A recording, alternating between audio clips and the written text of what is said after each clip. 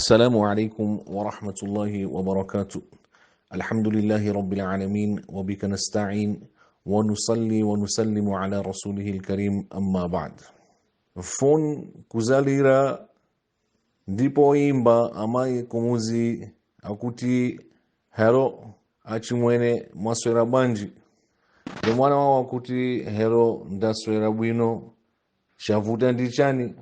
Amayi akuyankha kuti tiyamike kuti muli bwino, kuno ineyo sindikupeza bwino, ndikumva kupweteka mutu, ndiye ndimati ngati mungapezeke ndi ndalama yokwana 5,000 mundigayireko ndipite ku chipatala.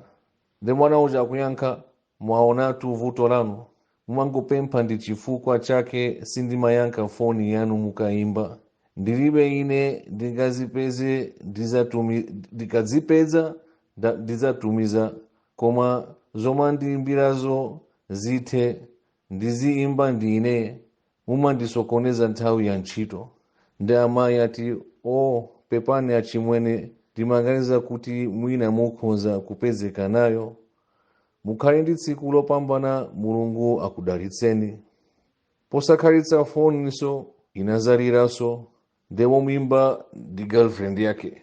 Girlfriend akuti honey, nde nyamata uja kuyankha hello baby, waswera bwa? Girlfriend akuyankha kuti ndaswera bwino honey, koma amayi ndiye akudwala panopa, awagoneka ku chipatala, koma ndalama yolipira ku chipatala kuti ibe. Adadi apezeka hafu ya ndalamayo, yatsaranso hafu. Kaya ine nditani panopa ndabalalika zedi. Denye mautaja ukuyankhula kuti basi hani, okay, ndiye ndalama ikufunika ndizingati.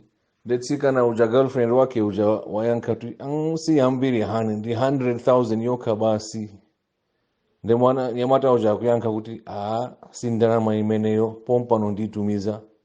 Ikangodusa 20 minutes ija, sika na uja anaimbaso kuti hani, thanks, zikomo, yafika ndalama ija.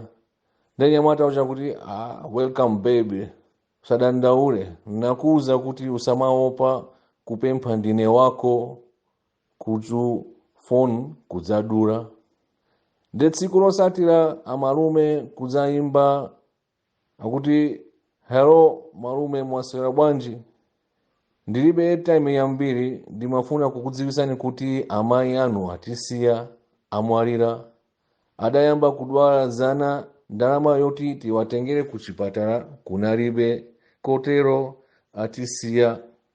Za tsiku la mwambo ndikuziwitsani, aponso phone kuzadula.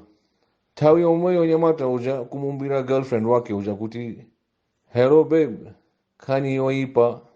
The girlfriend uja amacheza ndi zake wina wake akuti chachitika ndi chani hani. Nde nyamata uja kuyankha kuti mayi anga amwalira. The girlfriend uja kuti sorry hani wanga, mzimu wawo uuse mumtendere. Nde nzake uja amene amacheza na nditsikana uja akuti asisi ndi ndani ya mwenewo. The girlfriend uja kumyankha zake uja kuti kape uja ndimangomudyera iyeyo, akuti mayi yake amwalira, ndiye kaya ine chikundikhuza ndi chani. Taonani apa, titenge apa khani kuti ikhale yokutsekula maso, chikondi chisafike saizi yoti tiiwale makolo. Dziwani kuti kulibe munthu wina wakukondani kuposa kholo. Ena amangofuna kukudyerani chikondi painu alibe ata. Tiyeni tione kuti tithandize makolo athu pa nthawi zonse. Isafike saizi kuti kholo itiimbire, ifeyo tikhale otsogola, owaganizira, owaonera kuti yayi makolo asavutike.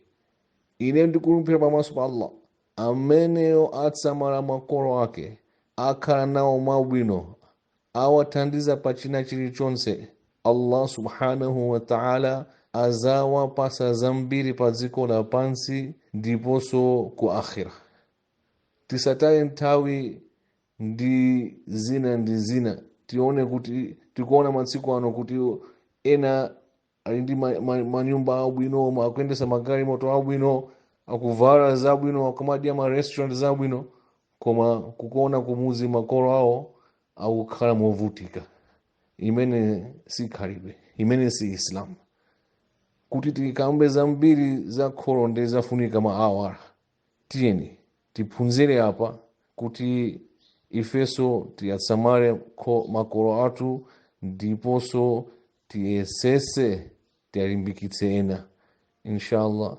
Assalamu alaikum wa rahmatullahi wa barakatuh.